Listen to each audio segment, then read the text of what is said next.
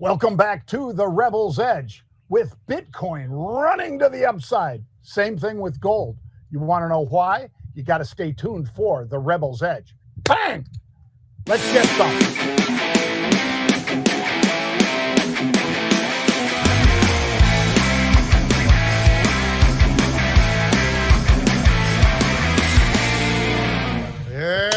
Start of a new week. We got it going. I'll tell you what a great start to the week, John. I mean, all things considered over the weekend and everything else and all of the reaction that we're seeing in the market's pretty incredible. Pete, how about this reaction? I know it's a stock we're going to talk about, but DJT, Donald J. Trump, DJT has only traded, folks, 57 million shares.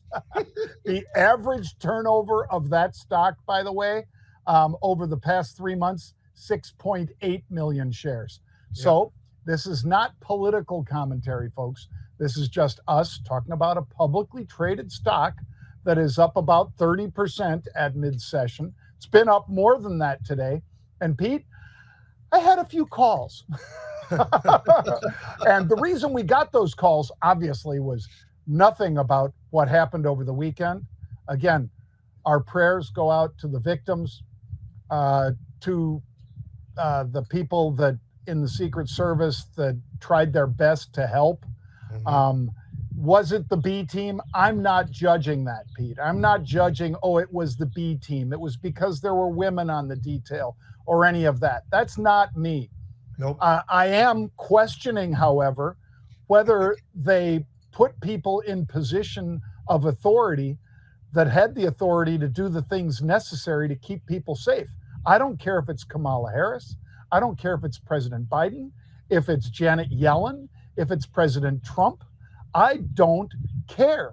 I just think that if they're going to provide security, and by the way, doesn't this kind of scream why RFK Jr. needs protection, Pete? Yeah. I mean, the President Joe Biden, denied him that request when he asked for Secret Service protection.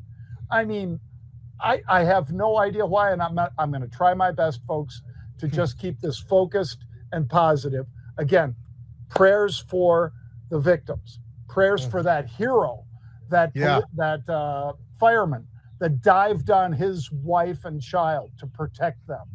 Prayers for the president, prayers for the doctors at the hospital, all that kind of stuff. And hopefully they really do what President Biden said last night, which was, let's take the temperature down. When you say that, I think that's important that we take the temperature down. This isn't life or death. It shouldn't be life or death, but we shouldn't use phrases like, let's put a target on this guy's back. Let's not do that anymore, folks. We're better than that. I think we're all better than that. Anyway, I know Pete agrees, and Jared, we all hope that all of you stay safe and that all of you pay attention to what's going on in the world. Don't just watch one channel. Don't just watch Fox. Don't just watch MSNBC. Make sure that you're getting your news from some credible sources, and make sure that you're not letting hate rule your life, because this kid, because he was only 20 years old, unfortunately let hate rule his life, and look what happened to him.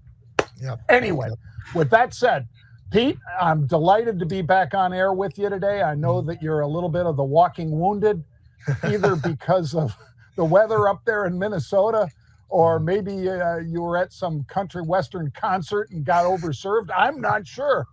Dirks Bentley last night. Oh my, I love that guy. But folks, we appreciate all of you tuning in. We hope all of you enjoy this. We're going to start with the macro minute, because that's what we always start with.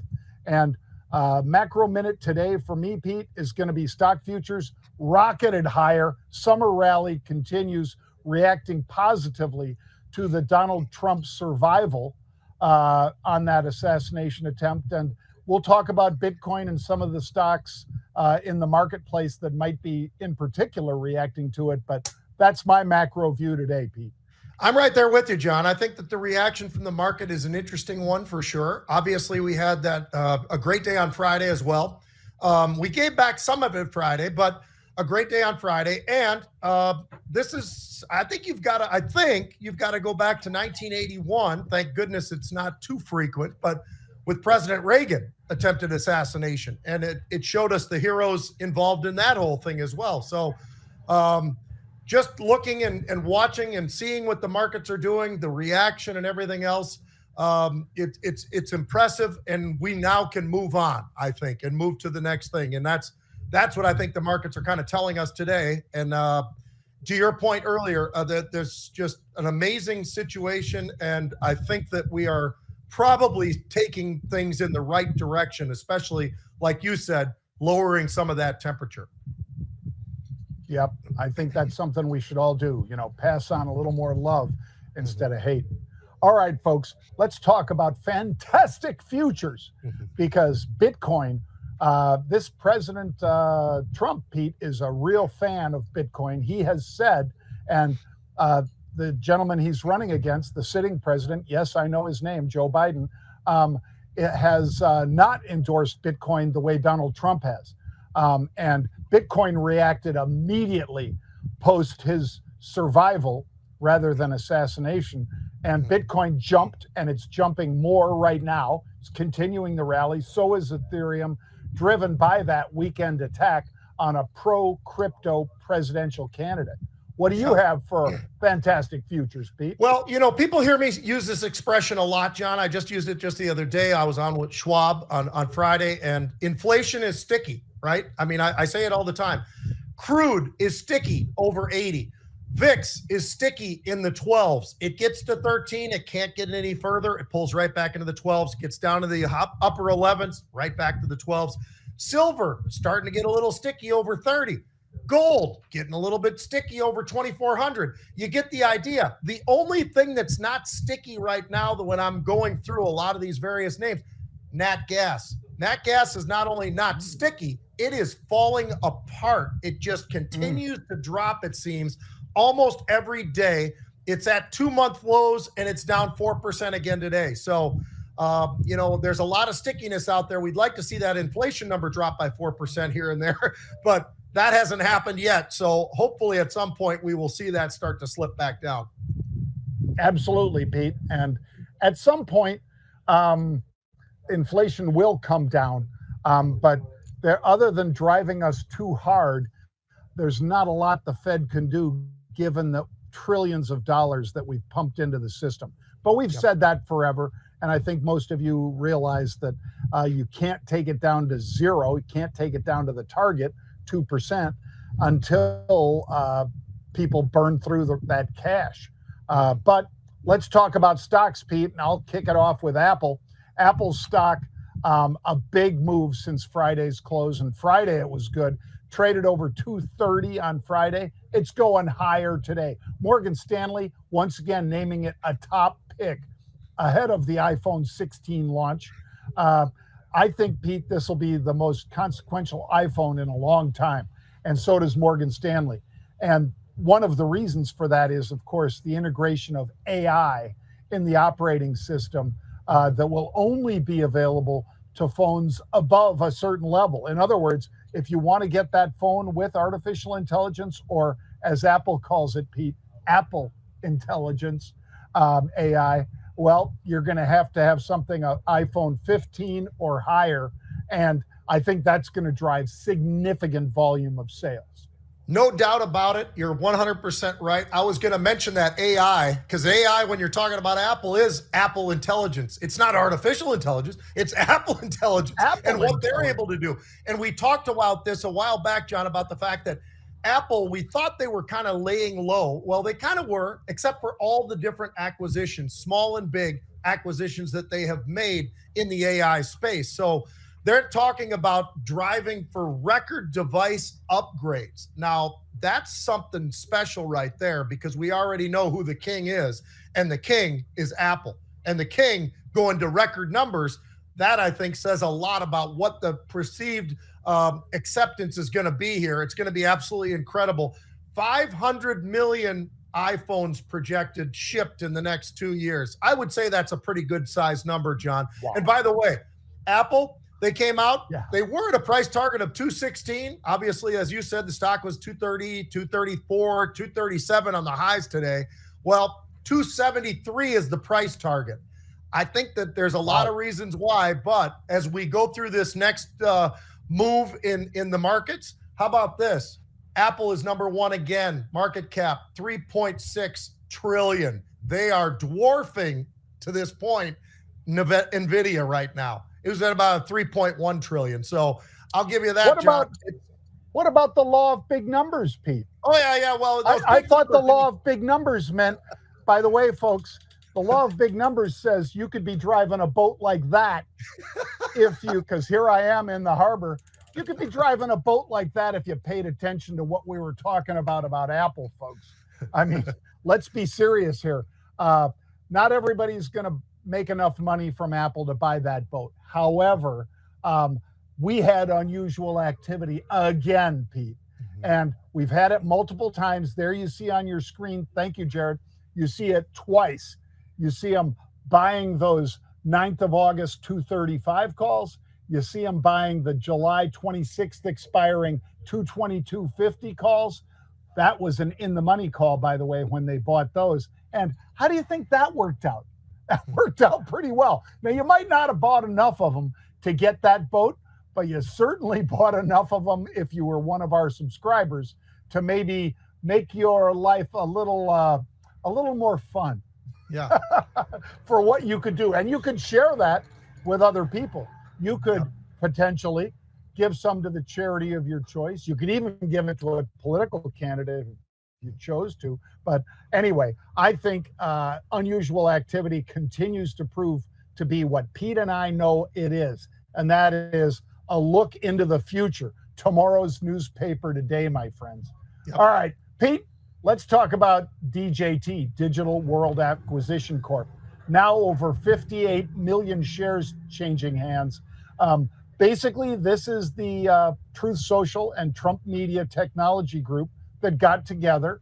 Devin Nunes is the CEO there, and he's called for a federal investigation into the attack. I'm sure we will get that because of what Pete and I said top of the show. We're not trying to place blame, but we're trying to make sure that nobody, not RFK Jr., not Joe Biden, not President Trump, or any of the people that are relying on Secret Service protection, we're trying to make sure they actually do have true protection, folks. Anyway, DJT moves, boom, to the upside today on heavy turnover. Heaviest turnover I've seen, Pete.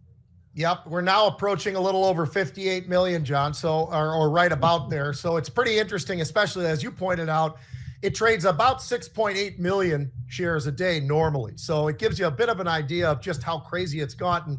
Its stock actually got up as high as 46. It's been up over 35%. It's up somewhere around that 30% level. But this does say a lot about what the read-through is over all of this terrible stuff that happened over the weekend.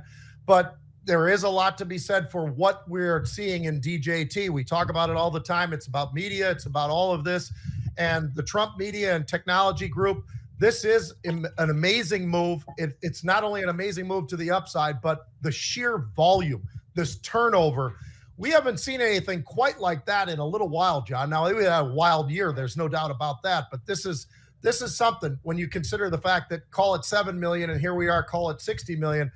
This is a pretty big jump today. This is a massive jump and something I think that a lot of people are going to be paying a lot more attention to DJT. Exactly right, Pete. Well, what about Goldman Sachs? Oh. I know this has been one of your top picks, Pete. Mm-hmm. And you and I both, Pete and I used to manage money for partners at Goldman Sachs, folks. Mm-hmm. For most of a decade, I think we did that, Pete. And believe it or not, folks, we made them better than market returns. I'm not going to claim that we were the best in terms of how much we made them, but I know that it was enough that they kept the money with us for 10 years, which says a lot. GS or Goldman Sachs reported $12.73 billion in revenue, Pete. That's a lot, folks, because, what are they selling, Pete? They're selling expertise. They're selling access to markets. And They beat the consensus by, I don't know, about 300 mil. Sales were up 17% year over year.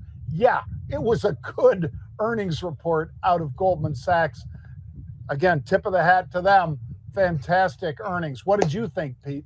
Yeah, I'm right there with you, John. The earnings were outstanding. The stock has hit all-time highs, 52-week highs, but also all-time highs at 490 and 96 cents. So not so bad. You've got global banking up 14%. You've got investment banking up 21%. You've got asset and wealth management up 27%. All of this year over year.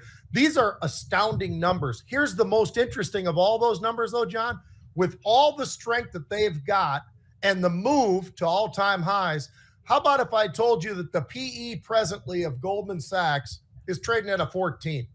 I mean, that says something about this stock has more room, I think, to the upside. Exactly. Yeah. And it just shows you they're crushing it. And it's something that was an fairly easy read through, in my opinion, looking back to Friday. JP Morgan, how did they say investment banking looked? Pretty damn good. Well, Goldman Sachs is saying it's looking pretty damn good. So this is an incredible report that they were able to deliver today.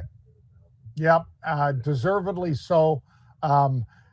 It's the competition, folks, in that space is fierce for prime brokerage, for advisory services, and so forth.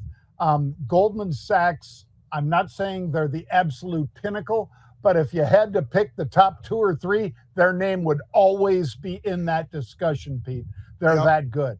Yep. All right, let's talk about Macy's, symbol M, like Mary. Well, Macy's losing ground because basically they ended discussions with Ark House Management and Brigade Capital Management. Why did they do that? Well, because they said, you know what?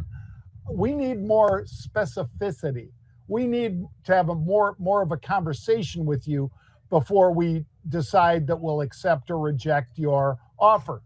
And those 2 groups, Pete, elected not to do that. So what did the board of Macy's do? And it's kind of a who's who board. You don't have a bunch of schlubs on the Macy's board. They said, okay, you don't want to talk to us about what you want to do and how you're going to grow the business? Are you just going to close 100 stores? What are you going to do? Well, they didn't get the right answers, so they walked away. And for that reason, shares traded down today. But it might have been the right thing to do, Pete. I think it was the right thing to do, John. I mean, for whatever reason, this has gone on for not 2 months, 3 months, 4 months. It's gone on for 7 months. At some point, you would think that you'd actually reach that point where you'd say, okay, here's what we're going to do. Here's the game plan. Here's how we're going to execute all of this. But that never happened. So Macy's and the board decided, you know what? This is now terminated. We'll talk to you guys maybe sometime into the future. Maybe I'm just putting words in the mouth of the board, but I don't know that it's completely closed forever, but I certainly know that as of right now, it's closed for now, and they're going to have to come back with some real numbers and real ideas on how they would want to do something in the future. And this negotiation, it had to have been frustrating because this is something that's gone on for that long, that time period, John. It's pretty incredible to me, to be honest with you. I actually think more about Macy's now and a lot less about those other groups that are trying to come in there. And my guess is they wanted to fleece them. They weren't able to, so they just figured, you know what? We'll just kind of bide our time and get out of here. And that's what they should get out of there, because they need somebody else if they want to find somebody who's really going to not just kick the tires, but actually show how they want to change Macy's. Yeah. And it could be also that maybe they're not in a position where they want to or need to change that much. Right. I mean, not everybody's going to be digital, folks. Some people actually want to go into a store and try things on. Now, I happen to be one of the guys that I can do a lot digitally. I know Pete can too. I know what my waist size is. I know what my sport code is. I know what my shoe size is. And I can go and shop around for the best that I could find for the best price. But a lot of people want to walk in and try that stuff on. And for them, the idea that maybe your only idea is you're going to close a bunch of stores and you're going to leverage up the balance sheet like crazy might not be the best idea out there. Anyway, Pete, let's let you take us down the path of some sports, which, of course, you deliver every Sunday on the Sports Huddle with Dave Schwartz. What were you guys looking at yesterday, and what do you want to talk about in terms of sports today? Yeah. Well, we had a lot of fun stuff to talk about yesterday, John, especially going into All-Star Weekend and all the rest of that. But we talked about that last week. We talked about Home Run Derby and that type of thing, and it's all interesting. I will say this. Over the weekend, and I was a little bit late to this, but over the weekend, I jumped into this show Receiver from Netflix. Absolutely incredible. Last year was about the quarterbacks. They had all these multiple quarterbacks, Mahomes and all these guys, and it was phenomenal. It was great. This year it's Receiver. Are they all great and entertaining? Not all of them, but I will say this. Devonte Adams, I think, is a great player, John. Great player. He played with so many different quarterbacks over the years. He played in college at Fresno State with Carr. Obviously, he goes out there to the Green Bay, and he's with a Hall of Famer. Then he decides, I'm going to go to the Raiders, and I'm going to see how things go there. It hasn't gone as well as he'd like. He'd like to see the ball a little bit more. But the one thing that was a little bit disturbing, John, he said, I really don't worry so much about wins and losses. It's about my own greatness. And I'm like, wow, man, did you really say that? I'm not sure that you want to throw that out there. Now, and he said it more than once, by the way. I think he's not really fully, clear on how he wanted to present that, to be honest with you, because I don't think he's that selfish of a guy, because that sounds pretty selfish. But he is a great receiver. I think the world of him. I think that he's a guy that could really be amazing. And when you look at his career, it's been pretty amazing. Justin Jefferson, kind of exciting. He's one of the most exciting, best receiver probably in the NFL. But he's a little bit bland, to be honest with you. It's kind of interesting. I'll tell you what stands out. Armand, I know.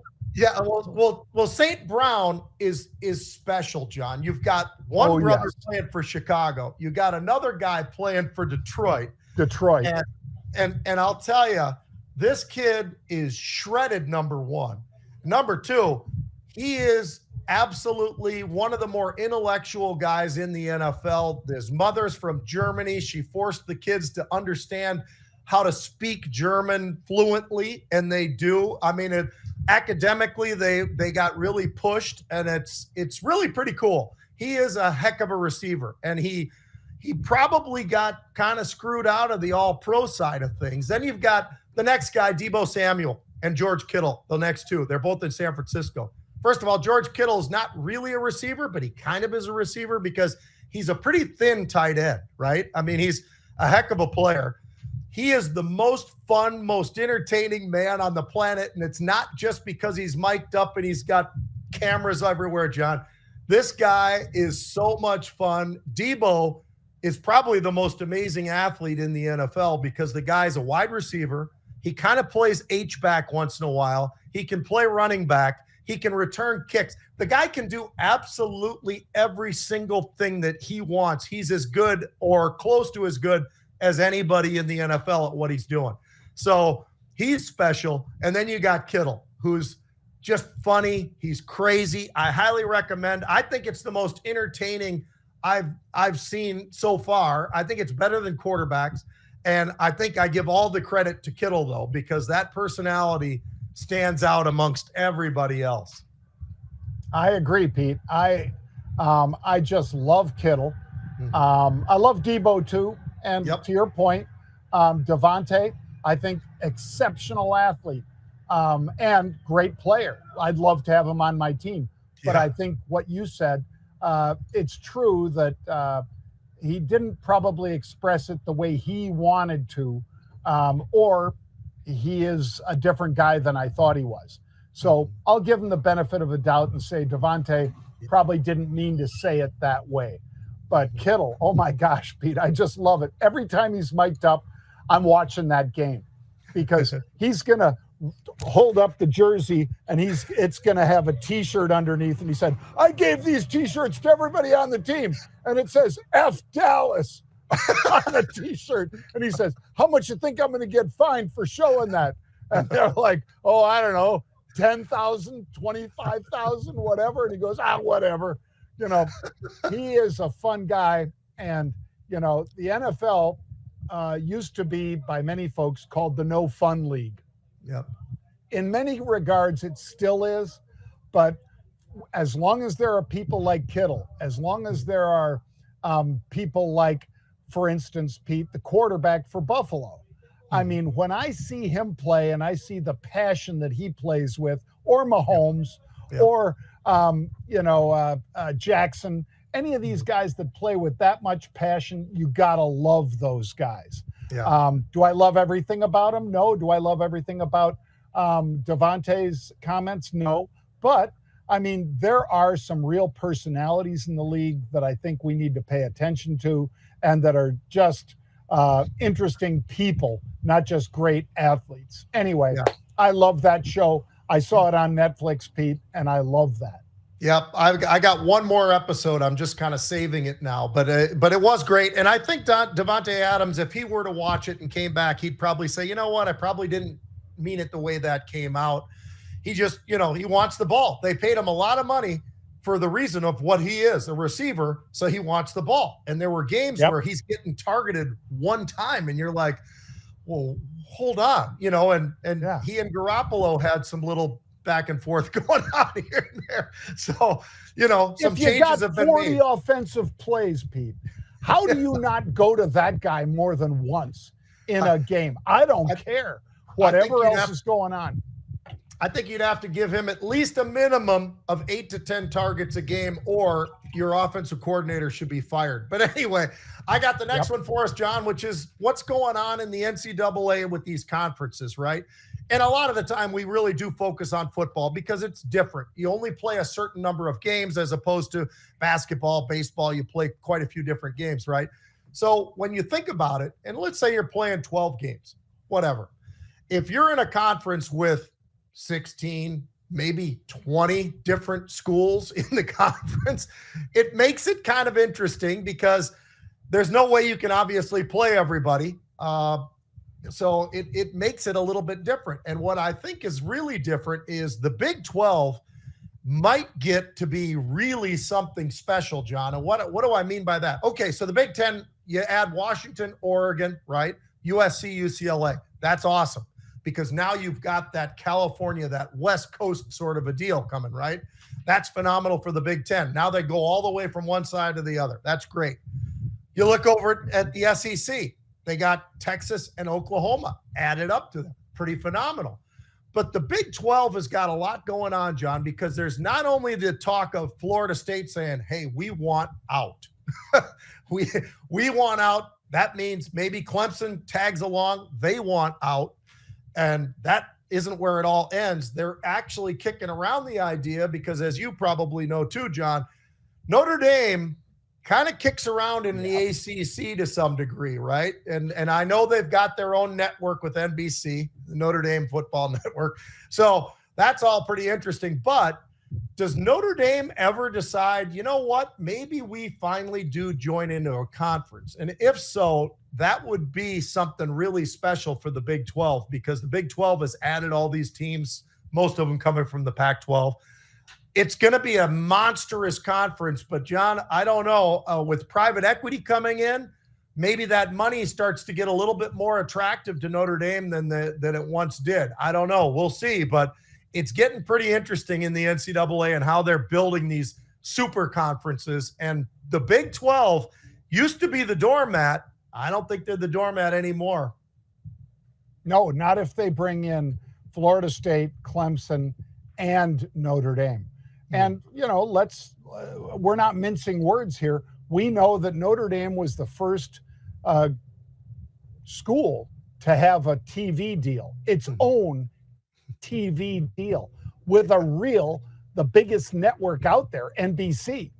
I'm surprised, Pete, that nobody was able to, that CBS and ABC weren't able to do similar sorts of deals with a single team, but the issue is that Notre Dame is iconic, and Notre Dame has had all those Heisman Award winners and things. A lot of schools are catching up to them now, though, of course, like Michigan and some of these others. But I would think that it's driven by money and exposure to both coasts. Mm-hmm. And the Big Ten Network didn't have that really. Now they do, because now you've got UCLA, USC, Washington, Oregon. Okay. Now you throw in the Big 12 picking up, a substantial chunk on the East Coast with Clemson and Florida State. And I realize where those two teams play, folks, but nonetheless, they play a lot better on the East Coast than they do on the West. That becomes a very interesting conference too. So I agree with you. I think the money is going to be the deciding factor for whether or not Notre Dame comes in or not. And these conferences, John, they're signing 7-year deals, $8 billion, 10-year deals, multiple billions of dollars. So the dollars are flowing, and now it's a matter of who's gonna get a seat in these conferences. So it's gonna be interesting. And for whatever reason, the ACC is kind of going the same way as the Pac-12. If these guys actually start to exit, that makes it interesting. Yeah, well, like Pete's lookalike Latimer from the program, folks, if you remember that movie, because that was Pete's double. A seat at the table. Bang! A seat at the table. I knocked off my microphone. I did that so hard. All right. Anyway, folks, there it is. There's the mic. I hope you guys enjoyed the show. Tell friends about it. Share it around and so forth. Again, Pete and I are more about love than we are about hate. So make sure that you don't foster hate. And on the other hand, make sure you do not just listen to one news source, because if you just listen to one news source, maybe that's what's making you hate. And I don't know if it's Fox and I don't know if it's MSNBC, but make sure you get a mixture. It'll make you a better person, and the conversation won't be as hateful, I'm sure. Anyway, have a great one, everybody. We will see you tomorrow at 1 p.m. Eastern Time. Bang.